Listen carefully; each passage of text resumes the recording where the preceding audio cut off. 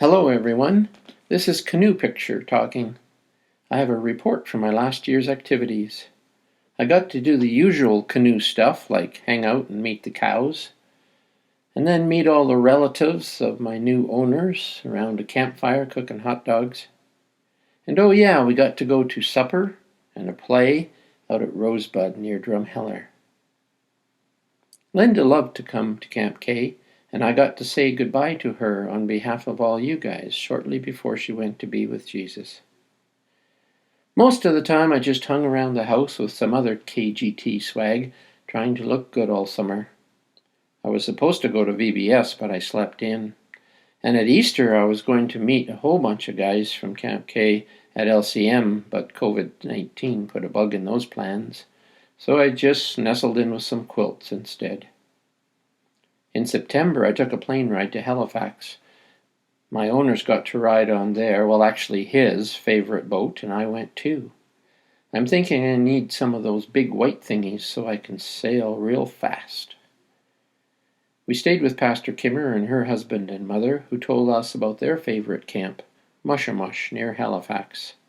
The pictures made me a bit homesick, and I do regret not being able to meet their canoes in person. Maybe next time. I saw lots of other sights in Halifax before flying to Newfoundland. A longtime camper and counselor, Annalise Smith, and her partner took me to Cape Spear, the most eastern point in Canada. There's some serious water out there, I'll tell you. I'm secretly hoping my new owner might take me to the west coast this year, so I can see the big water out there. Hint, hint. Despite all the water everywhere, I spent most of my time in a van and on a road. I won't complain though, because the waves at Bonavista were too big. Even the seasoned fishermen stayed home this day. And Gros Morne, while pretty, it's a way too big of a portage for me. West Rook Pond, that's more my style. Probably the closest I'll come to a Norwegian fjord. The 7.5-hour ferry ride to Sydney was smooth sailing. And Brastor Lake in Cape Breton, well, it had tons of history and inventions too. The water on Cabot Trail was sure blue, but the beach a little too rough for my liking. No soft landings here. Ah, PEI. Now that's a beach. And not a bad sunset either.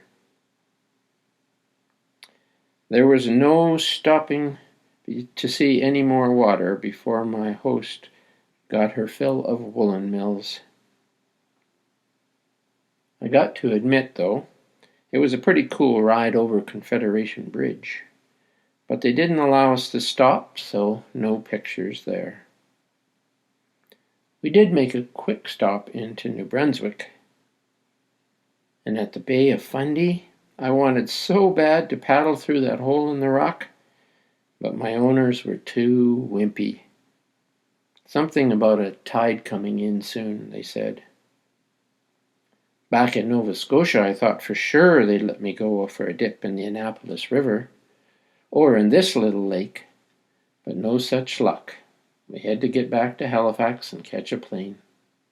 The best part of my whole trip was meeting my favorite hero, Theodore the tugboat. Well, that's about a wrap from me. I'm looking forward to meeting my new owners and having more adventures this coming year.